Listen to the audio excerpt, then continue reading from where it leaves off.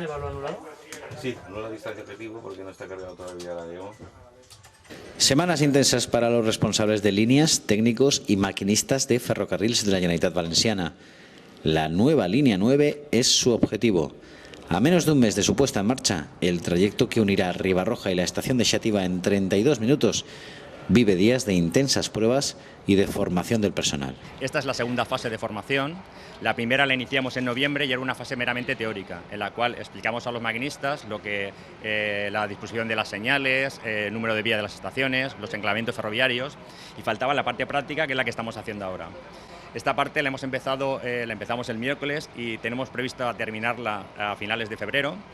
La formación que deben pasar 124 maquinistas y consiste básicamente en consolidar los conocimientos teóricos que adquirieron los maquinistas en su día a base de realizar un mínimo de 3 recorridos durante el nuevo tramo, en el que pretendemos que los maquinistas localicen estaciones, señales, códigos de velocidad y se acostumbren al nuevo tramo de conducción con ATP. En realidad se trata de una prolongación del sistema de protección automática que existe en la red de Metro de Valencia, pero que requiere de ciertos requisitos para completar los conocimientos necesarios de cara a conocer perfectamente el trayecto. Junto con la formación de los maquinistas estamos lo que se llama mapeando el nuevo tramo, en el que memorizamos en base de unas balizas cada una de las estaciones del tramo ferroviario y en base a esa localización le marcará al maquinista la velocidad que tiene que llevar en cada momento. Es un tramo nuevo, pero es el mismo sistema que tenemos en el resto de la red.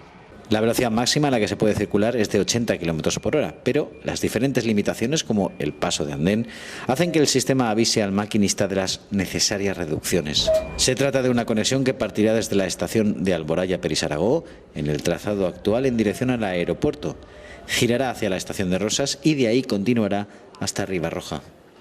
Se han invertido 40 millones de euros en el proyecto de ampliación y más de 5 en el proceso de señalización, sistema de seguridad ATP, energía y comunicaciones.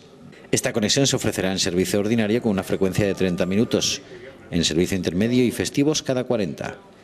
Además, resultará beneficioso para aquellos usuarios de Valencia que viajen por Colón, Xàtiva o Facultats, porque las frecuencias urbanas reducirán el tiempo de paso al incorporarse 2 trenes más a la hora.